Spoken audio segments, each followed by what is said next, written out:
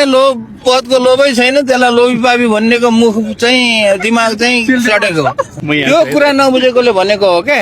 त्यो कुरा किन म चाहिँ के अरे मन्त्रीबाट किन छोडेर गएको हो भने लोभ लागेर गएको होइन। मैले 3वटा अध्यादेश ल्याउन खोजेको थिएँ शिक्षामा सुधार गर्नको लागि। त्यो अध्यादेश ल्याउन नसकेर गएको आरोपमा पिएचडी गरेको। महावीर पुनलाई मन्त्री बनाउने बालेन सरकारको चाहिँ तयारी हुँदै रहेछ क्या। यो कुरा सुन्दा एकदमै खुसी लाग्यो क्या। किनभने महावीर पुन जस्तो एकदमै सरल र इमान्दारी व्यक्ति क्या, आफू त्यो ठाउँमा पुगेर पनि कहिले पनि पद र पैसाको घमण्ड देखाउनु भएन क्या। पद र पैसालाई भन्दा पनि कामलाई महत्व दिने व्यक्ति क्या, एकदमै सरल व्यक्ति क्या होइन। अनि हरेक नेपाली जनताले रुचाइएको व्यक्ति पनि भन्छु क्या म चाहिँ उहाँलाई होइन। उहाँले चाहिँ दुर्गम ठाउँहरूमा चाहिँ इन्टरनेट नपुगेको ठाउँहरूमा चाहिँ वायरलेस इन्टरनेटहरू पुर्याउनु भयो होइन। उहाँले गरेका धेरै कामहरू, उहाँबाट धेरै कुराहरू सिक्न पनि सकिन्छ क्या। उहाँको एउटै उद्देश्य छ, देशमै केही गर्नुपर्छ, देशमै युवाहरूलाई केही गराउनु पर्छ भन्ने उद्देश्य छ क्या उहाँमा चाहिँ होइन। र उहाँले चाहिँ युवाहरूलाई नयाँ सोच र आविष्कार तर्फ प्रेरित गराउने व्यक्ति क्या होइन। आफू त्यो ठाउँमा पुगेर पनि त्यत्रो किताब बेचेर पनि 12-15 करोड कमाउनु भएको छ होइन। नयाँ सुट बुट लगाएर पुरै हाइफाई देखाएर त्यो कहिले पनि छैन क्या। एकदमै सरल व्यक्ति। उहाँले देशमै केही गर्नुपर्छ, केही गराउनु पर्छ भन्ने सकारात्मक भावना बोकेको व्यक्ति क्या होइन। उहाँको जीवनबाट के सिक्न सकिन्छ भनेदेखि ठूलो परिवर्तनको लागि ठूलो पद चाहिँदैन, ठूलो सोच र इमान्दारिता भए पुग्छ भन्ने कुरा उहाँको जीवनबाट सिक्न सकिन्छ क्या। मलाई चाहिँ एकदमै खुसी लाग्यो गाइस। तपाईहरुलाई के लाग्यो कमेन्ट गर्नुस् है त। नेपालका सांसदहरू मध्ये सबैभन्दा सरल, सोझो र इमान्दार व्यक्ति कोही छ भनेपछि उहाँ हुनुहुन्छ महावीर पुन क्या। मलाई उहाँ एकदमै मनपर्छ क्या होइन। र उहाँको विचार, उहाँको काम गर्ने शैली होइन, उहाँको जनतासँग जो इन्टरेक्ट गर्ने शैली छ त्यो मलाई एकदमै मनपर्छ क्या। र उहाँले चाहिँ भन्नुहुन्छ कि मान्छेहरूले मलाई रासोपामा गइसक्यो भनेर भन्नुहुन्छ, म चाहिँ त्यसरी मन्त्रीको लोभमा रासोपामा अथवा पार्टीमा प्रवेश गर्ने मान्छे होइन। म मन्त्री पदको लागि त्यो मरिहत्ते गर्ने मान्छे होइन। त्यसैले म चाहिँ सरकारको राम्रो कुरामा सहयोग गर्छु, म कुनै पनि पार्टी प्रवेश गर्नेवाला छैन भनेर उहाँले भन्नुहुन्छ। उहाँको यो भनाइ कस्तो लाग्छ र तपाईलाई महावीर पुन कस्तो लाग्छ कमेन्ट गर्नु होला। कहिलेकाहीँ सही मान्छेले दिएको शराबले पनि काम गर्दो रहेछ। त्यसको लागि पुकुले माननीय महावीर पुनज्यूलाई चाहिँ धेरै धेरै धन्यवाद।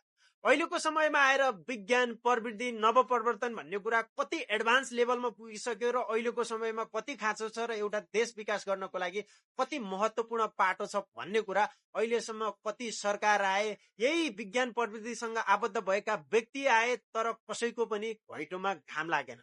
तर हाम्रा सोझा साझा पुकुले माननीय महावीर पुनज्यूले चाहिँ यो कुरालाई अडिग बनाएर शराब दिनसम्म पनि भ्याउनु भएको थियो र जुन कुरालाई चाहिँ सरकारले चाहिँ सम्बोधन गर्दै विज्ञान प्रविधि तथा नवप्रवर्तनको चाहिँ मन्त्रालय नै छुट्टै बनाएको छ र अब चाहिँ नेपालले चाहिँ विज्ञान प्रविधि र नवप्रवर्तनमा चाहिँ खुलेर चाहिँ काम गर्न पाउनेछ।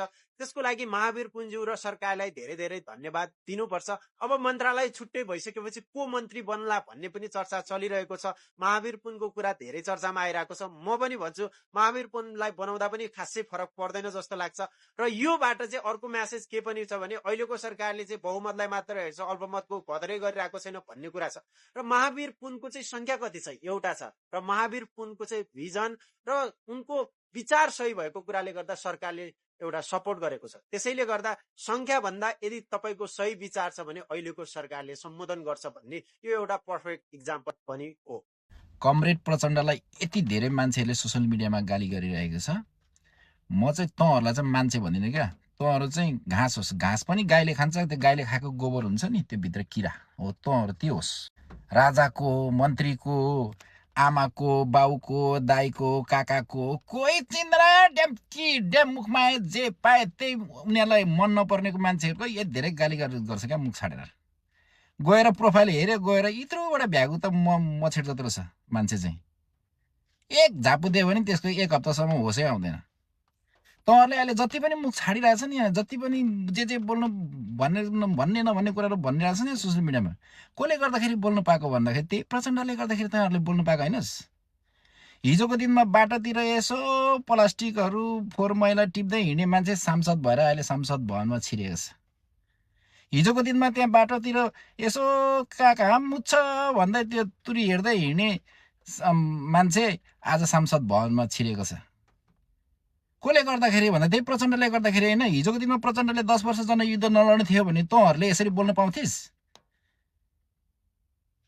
तँहरूले नि यदि प्रचण्डले यति धेरै योगदान नदिन्थ्यो भने नि तँहरूले त्यही ट्यापे त्यही ड्रगिस पारस शाहलाई श्री 5 महाराजा धीराज भनेर यसरी जिउ गर्दै हिँड्नु पर्थ्यो क्या। प्रचण्डलाई गाली गर्नु भन्दाखेरि बरु तिमीहरूले के गर भने हामी त अब यो जुनीमा यस्तै भइहाल्यो, आउँदो दिनहरूमा चाहिँ मेरा भाइ बहिनीहरू नानी छोराछोरीहरूलाई चाहिँ म पनि अब त्यो ठाउँमा पिराउँछु है भन्ने खालको सोच क्या यतातिर गाली गर्नु भन्दाखेरि। एटलिस्ट जे जस्तो भए पनि प्रचण्डले ठाउँ त देखाइदियो नि त। देखाइदिएको छ ठाउँ? देखाइदिएको छैन। हुनसक्छ उहाँको कार्यकालमा उहाँले राम्रो गर्न सक्नु भएन, एकपल्ट उहाँलाई मन्त्री बनाइयो, देखियो पनि राम्रो, जनतालाई खुसी पार्नु सकिएन। ल ठिक छ, अब हुँदैन रहेछ, अब अर्कै मान्छेलाई बनाउनु पर्छ है, यो मान्छेबाट चाहिँ हामीले जो आश गरेको थियो त्यो भएन भनेर चाहिँ तँहरूले सोच्नु पर्थ्योस् नि त। तर त्यही मान्छेलाई पटक पटक पटक पटक गरेर 3 चोटि त तँहरूले नै प्रधानमन्त्री बनाएको नि। अनि अहिले प्रचण्डलाई गाली गर्छस्? प्रचण्डलाई गाली गर्नु भन्दाखेरि बरु प्रचण्डको ठुलो फोटो राखेर पूजा गर्दाखेरि पाप लाग्दैन है केटा हो। ल हस्, धन्यवाद। अब कस्तो लाग्यो तपाईँहरूलाई कुरो? चित्त बुझ्यो कि बुझेन होइन? मैले चाहिँ अब त्यही सोचेको छु, मैले चाहिँ त्यस्तै बुझेँ। 17,000 मान्छे मारेको भनेर जुन अभियोग लागेको छ नि प्रचण्डलाई, 17,000 त केही पनि होइन कि भाइ। 17,000 लाखौँ जुनीसम्म चाहिँ तिमीहरूको छोरा नाति पनाति खनाति चाहिँ त्यो ठाउँमा पुग्ने बाटो खुलाइदिएको छ क्या प्रचण्डले। बुझिस्? सत्य यही हो, तितो होला होइन? कहाँ गए ती विद्वानहरू जो 2082 सालको संसदीय निर्वाचन पछाडि चाहिँ पार्लियामेन्ट हङ्क हुन्छ, एकदम विद्वान विज्ञहरू मात्रै हुन्छन् त्यहाँनिर, पुराना बुढा नेताहरू जस्तो हुँदैन होइन, सभ्यता हुन्छ शिष्टता हुन्छ भन्नेहरू कहाँ छन्? आज कुन्दुलोमा छन्। संसद भवन भित्र जिमु संस्था शब्दहरू प्रयोग भए। सभामुखले मर्यादित शब्दहरू प्रयोग गर्नुस्, आफ्नो शब्दमा भाषामा मर्यादा प्रयोग गर्नुस् भन्नुपर्ने दिन आयो। सत्ता पक्षकै सांसदहरू सिंगल आइज भनेर पाखुरा सुर्किरहेछन्। के हो यस्तो? यो कस्तो जंगलीहरूलाई ल्याएर संसद बनाइदिएको हो के? आखिर हाम्रो देशमा चाहिँ सधैँ यस्तै नै भइराख्ने हो? कोही माइक फालिरहेछन्, कोही तेरो मात्रै हो यो देश। त्यो शब्दहरू कति विभाजित शब्दहरू हुन् है? यो भएन, यो एकदमै भएन। बरु ज्ञानेन्द्र शाहीले सही अभिव्यक्तिहरू दिन्छन्। उनले चाहिँ संसदीय अभ्यास राम्रोसँगले एकदम अनुभव पनि छ उनलाई, अर्को अगाडिको एउटा कार्यकाल होइन। प्रष्ट भनिदिएका छन् कि कालो चस्मा लाएर सिंहदरबारभित्र मात्रै बस्ने होइन, यहाँ संसद भवनभित्र आउनु पर्यो। आफ्नै पार्टीका संसदहरूप्रति पनि अपमान गरिराख्नु भएको छ तपाईँले, उपेक्षा गरिराख्नु भएको छ। सही कुरा हो नि। बालेन शाहले सुन्नमा आउँछ तपाईँको चाहिँ सिंहदरबारभित्र बसेर लाइभ हेरिरहेको थिए अरे। यो भएन के? यस्तो अराजकहरूको भिड छ है। कहिले मस्किरा हुन्छन्, कहिले निदाइरा हुन्छन्, कहिले क्यामेरामा हेरेर चुम्मा दिइरा हुन्छन्। के हो के यार? जनताको समस्याको विषयमा छलफल गर्न गए होइन र तिमीहरू त्यहाँ? किन राडे रहिगएको? यदि नियमले मानेको छ त्यही प्रतिनिधि सभा सञ्चालन नियमावलीले चाहिँ प्रधानमन्त्रीको वारिसनामा चाहिँ जसलाई दिन्छन् उनले चाहिँ त्यो चाहिँ टेबल गर्न मिल्छ, पेश गर्न मिल्छ, छलफल गर्न मिल्छ, जवाब दिन मिल्छ भनेछन्, त्यही अनुसार चल न। यी पुराना थोत्रे केही थान बाँकी छन्, यिनीहरूले बनाएको नियम यिनीहरू नै विरोध गर्दैछन्। अब के भन्ने? अब हर्केको त झन् के कुरा गर्नु? भएन कि विरोधकै लागि विरोध मात्रै। जस्तै महावीर पुनले अस्ति भने नि, तिमीहरूका भन्दा मेरा बढी सपोर्ट छ, ध्यान राख, मलाई धेरै नहेप होइन, तिमीहरू पनि पुराना जस्तै पत्तासा बोलाउ भनेर डाइलग दिए नि महावीर पुनले। विज्ञानसँग तिमीहरूको के दुश्मनी छ? पुरानाले त गरेनन् गरेर तिमीहरू नयाँ भनिएका नि के हो भनेर थर्काए। लगत्तै भोलिपल्ट हेर्नुहोस्, एक दिनमा नेपाल सरकारले विज्ञान प्रविधि तथा नवप्रवर्तन मन्त्रालय थप्ने निर्णय गरेछ। यसरी प्रतिपक्षको आवाज सशक्त उठाउने हो, संसदमा गएर बुरुक बुरुक 3 बित्ता उफ्रेर झोला बोकेर भाग्ने होइन के? छ्या, कस्तो लज्जास्पद हरकतहरू गरेको के? के हो के? अलि पढे लेखेका नयाँहरू भनिएका नि उस्तै छौ क्या तिमीहरू? यो अलि लज्जास्पदै हो। त्यो खगेन्द्र सुनार, त्यो दुर्गा प्रसाईले सही भनेको हो क्या? अनुहार भन्दा ठुलो चस्मा लाएर हिँड्ने भन्थ्यो। के भएर के यार? आफ्नै पार्टीको चाहिँ आफ्नै सत्ता पक्षको मान्छे बुरुक बुरुक उफ्रेर पाखुरा सुर्किरहेछ। अनि बिचरा सभामुखलाई हेर्छु फेरि कति मर्यादित हुन्छ, चाहिने भन्दा बढी सम्मान दिइरहेछ ती गुरिल्लाहरूलाई। जो उफ्रिरहेका छन् नि गुरिल्लाहरू, ती गुरिल्ला हुन् क्या। अझ त्यो रामबहादुर थापा बादल भन्नेको त के कुरा गर्नु, त्यो भन्दा त त्यो आर्मीले ऊ जमानामा जंगलमा कहाँ भेटेर पिछवाडा सुन्निने गरी ठोके थियो जस्तो लाग्छ मलाई है। ठोक्नुपर्ने यहाँ थियो, यताबाट छेडेर यता निक्लिने गरी। के दुश्मनी छ आर्मीसँग? आर्मीको विरोधै मात्रै गरेको छ। राजपका संसदहरूलाई अराजकहरूको गठजोड भनेको छ, त्यो थाहा नाम भनेको छ, एआई को एल्गोरिदम भनेको छ हैन, ग्ल्यामरको चाहिँ उसले जितेको भनेको छ, बारबारा फाउन्डेसन टिओबी भनेको छ। कति उयो गरेको नेपाली सेनालाई, कति उयो बेइज्जत गरेको, डिसरेस्पेक्ट गरेको छैन के, बिजोकै छ नि। सम्हालिनुस्, सुध्रिनुस्। सुधारिएको संसदहरू चाहन्थ्यौँ हामी, संसद भवन चाहन्थ्यौँ, तर झन् बिजोक छ। यो छता छुल्लको यो अधिवेशन के हेर्नु, त हेर्न पनि लाज लाग्न थाले। इजाजत जनताका समस्या लगेर राख्छन् होला, बोल्छन् होला, भन गएको छ, लडाइँ गरेको छ, तिमीहरूको मात्रै देश हो भनेको छ, हामीलाई हेप्ने भनेको छ, दबाउने भनेको छ। हर्के गुइठे आफै धरानको मेयर हुँदाखेरि मेरो इच्छाले चलाउँछु, तिमीहरूको इच्छा अनुसार गर्न मन छ नि जितेर आऊ अर्कोपल्ट भन्थ्यो बौला। अनि त्यहाँ पनि त्यही त हो नि। अनि यो बौलाको त कति बोली फेरिन्छ साध्य छैन होइन। यो बिजोकै छ क्या यार। सुध्रिया यो भएन, लज्जास्पद छ। हाम्रो महावीर पुन सरले रिसको बेलामा सबै नेताहरूलाई शराब दिएको उहाँले मजा साथले शराब फेरि फिर्ता लिइसक्नु भएको छ भने त्यसै गरेर अब बालेन्द्र शाहले पनि बिना कारणै उठेर हिँडेको कारण आज स्पष्टीकरण सबैले चाहियो भनेर भनिरहेछ भने तपाईँले यो विषय बालेनले चिज खाने बेलामा त मुख खोल्दैनन् भने अरू बेलामा मुख खोल्छन् होला त? देख्यो होइन, काम गर्ने मान्छेले काम गरे भएन, अनि त्यसमाथि मुखै नखोली यस्तो राम्रो मेसेज दिइरहेछन् हेर। चिज खाउँ, चिज डिडिसी को चिज भन्दै अब बिस्तारै डिडिसी को क्वालिटी अपग्रेड, प्याकेजिङ सबै कुरा अलिकति वर्ल्ड क्लास बनाउन सक्यो भने हाम्रो नेपाली प्रडक्ट पनि एक्सपोर्ट मार्केटमा जान सक्यो भने कति बवाल हुन्छ होला। हेर्दै गरौँ अझै बवाल के हुन्छ बालेनले मुख नखोली। हर्क साम्पाङ धरानको मेयर हुँदै गर्दाखेरि मेरो इच्छा अनुसार नगरपालिका चलाउँछु भनेर भन्नुभएको रहेछ त। यो भिडियो हेर्नुहोस् त। इच्छा अनुसार चलाउँछु म। तपाईहरुले आफ्नो इच्छा अनुसार चलाउने भने 84 मा तपाईको चाहिँ उम्मेदवारी दिनु, मैसँग लड्नु, जितेर चलाउनु। आजको बैठक स्थगित भएको जानकारी गराउनु।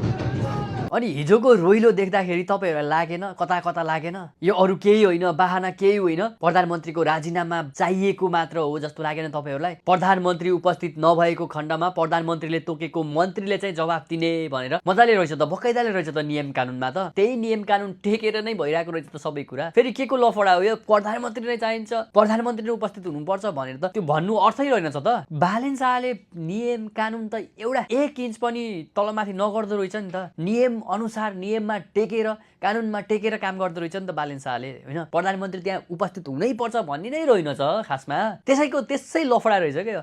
त्यसै हर्क साम्पाङलाई अगाडि राखेर अरू दलहरूले पनि इन्जोय गरिरहेको थियो कि हिजो होइन। राजीनामा चाहियो अरे, हामीले भोट दिएर त्यत्रो सिट दिएर बनाएको प्रधानमन्त्री पो हो त। अनि 3 सिटले राजीनामा मागेर हुन्छ त? राजीनामा माग्नु पर्यो त हामीले मागौँला नि त यार। पहिला एमाले काङ्ग्रेस र माओवादीले जे गरेको थियो नि, अहिले हर्क साम्पाङले त्यही गर्दैछ के।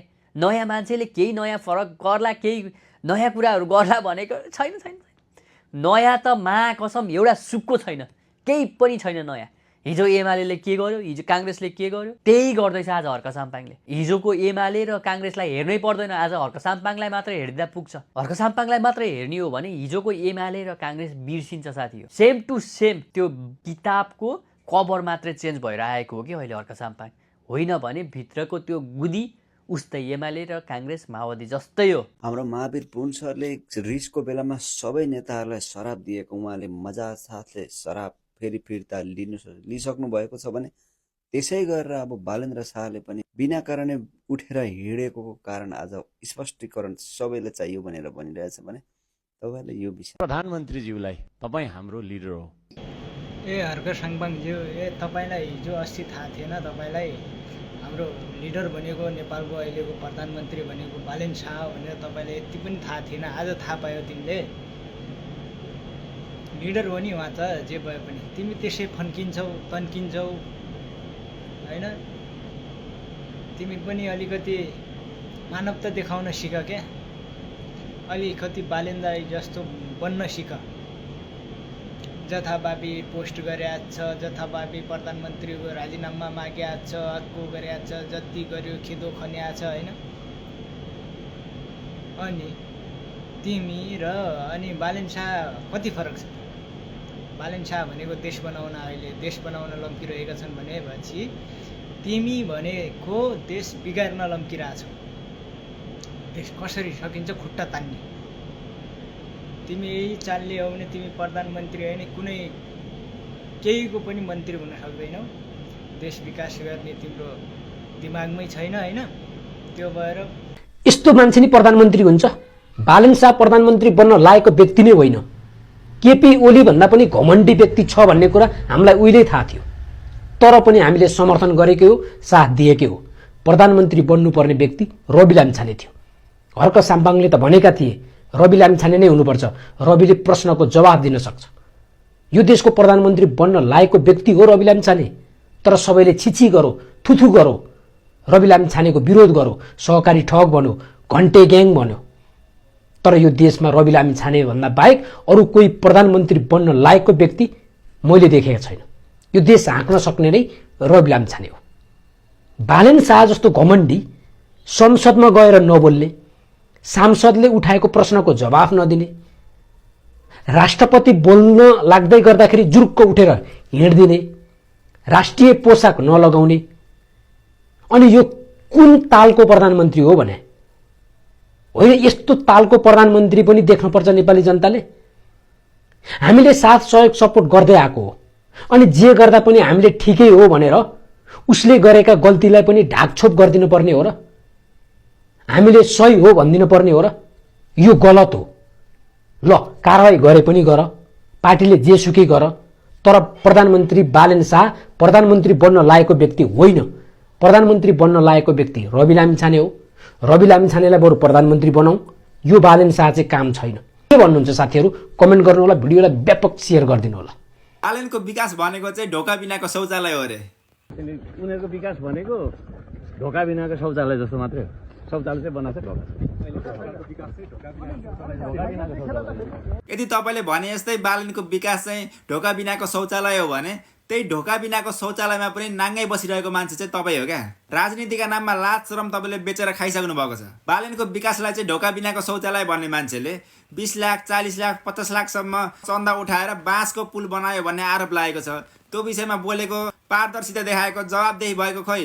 रात दिन चाहिँ बालनलाई चाहिँ जवाबदेही हुनुपर्छ भन्ने मान्छेले यत्र विषयमा चाहिँ प्रश्नहरू उठ्दा जनताले चाहिँ जवाब खोज्दा जवाब दिएको खोइ? अरूको त कुरै छ। हान्नुहोस्, तपाईँलाई आँखा चिम्लेर विश्वास गर्ने मान्छेहरूले पनि अहिले प्रश्न उठाइरहेका छन्। विदेशमा रात दिन नभनी दुःख गरेर थोरै थोरै गरेर जम्मा गरेको पैसा तपाईँलाई चाहिँ विश्वास गरेर चन्दा दिएका मान्छेहरू अहिले नेपाल आएर आफैले दिएको पैसाको हिसाब खोज्न बाध्य भइसके। यो विषयमा कहिले बोल्ने, यो विषयमा चाहिँ कहिले पारदर्शिता हुने? त्यो एक एक पैसाको हिसाब अब कसले दिन्छ र कहिले दिन्छ?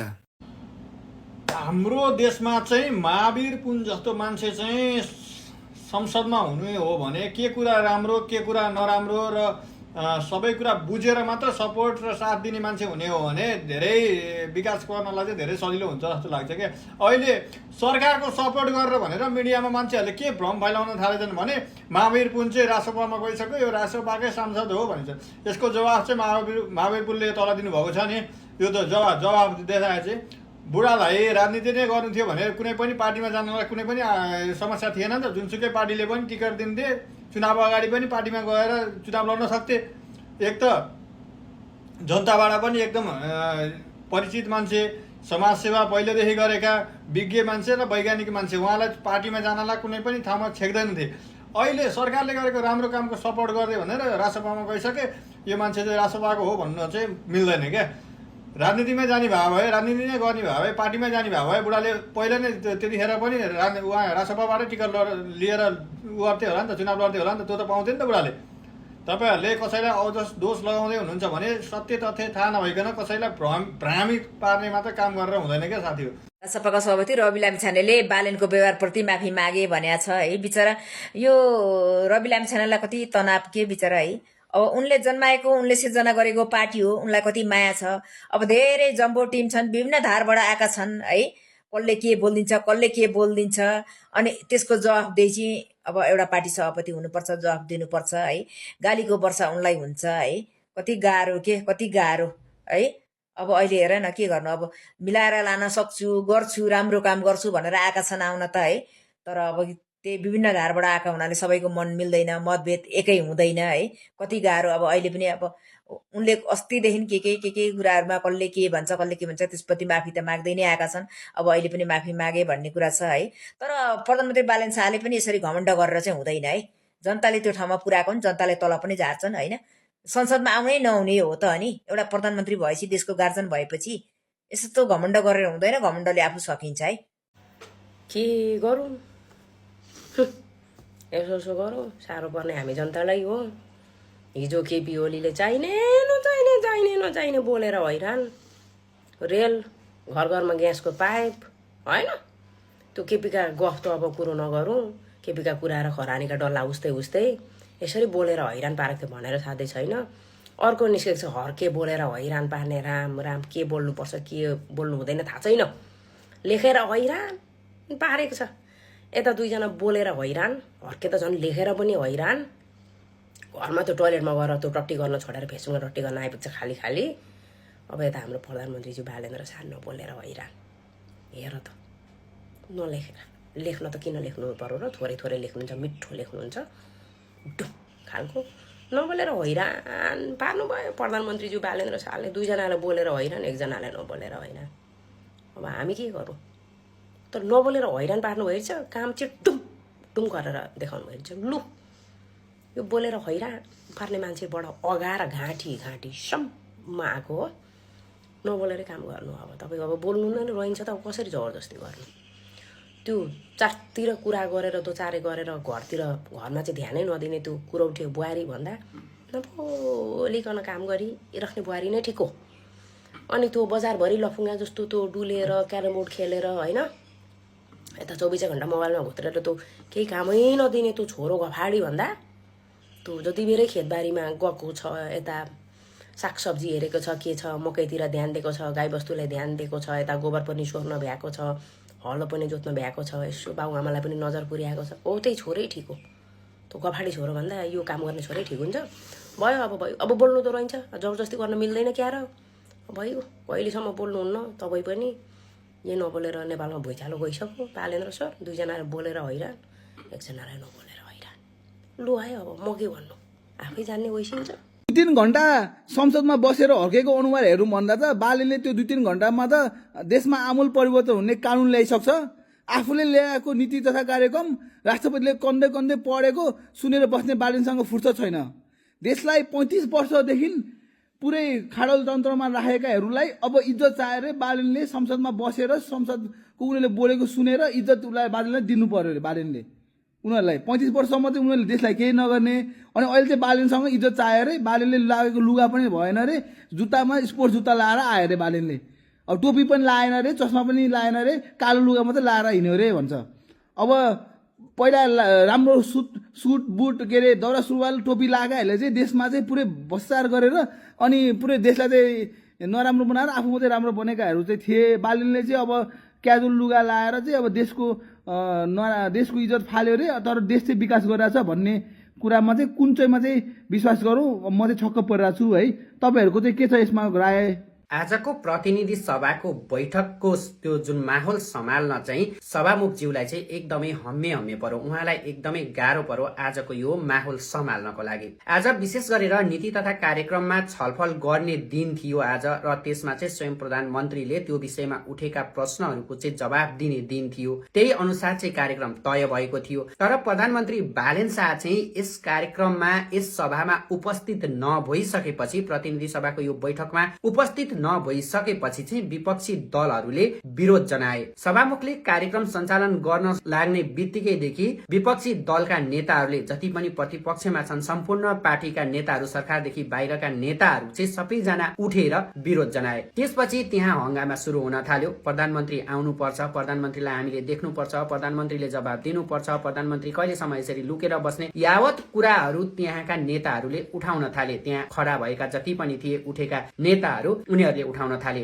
अब यो निकै एउटा आक्रामक रूपमा जस्तो देखिन थाल्यो होइन। त्यहाँको शैली आक्रामक तरिकाको बन्दै गयो। कसैले राजीनामाको माग गर्न थाले, कसैले के गर्न थाले, मतलब एकदमै त्यो भिड उग्र जस्तो बन्न थाल्यो। अब यसै विषयमा सम्झाउनलाई सभामुखज्यूलाई एकदमै गाह्रो पर्यो। उहाँको कुरा कसैले सुन्न तयार भइरहेकै थिएनन्। उहाँले नियम सम्झाउन खोजिराख्नु भएको थियो, नियमावली पढ्नको लागि भनिरहनु भएको थियो, नियममा के छ त्यो बुझ्नु होला भनिराख्नु भएको थियो होइन। तर कसैले पनि उहाँको कुरा सुन्न सुन्न कोही राजी थिएनन्। सम्पूर्ण विपक्षी दलका नेताहरू सबै उठेर विरोध जनाइरहेका थिए र कराइरहेका थिए। स्वयं प्रधानमन्त्री जबसम्म आउनुहुन्न तबसम्म यो मिटिङ हुँदैन, हामी यसलाई बहिष्कार गर्छौं, यो मिटिङ सुचारू हुँदैन, यो छलफल सुचारू हुँदैन भन्ने उहाँहरूको अडान थियो। यसैबीच उहाँले बिस्तारै बिस्तारै उहाँहरूलाई सम्झाउँदै उहाँहरूको कुरा सुन्न थाल्नुभयो, उहाँहरूलाई समय दिन थाल्नुभयो। त्यसपछि विपक्षी दलका नेताहरूले यसै विषयमा केन्द्रित रहेर, प्रधानमन्त्री नआएको विषयमा केन्द्रित रहेर आफ्ना कुराहरू राख्न थाल्नुभयो। आफ्ना कुराहरू राख्दै गएपछि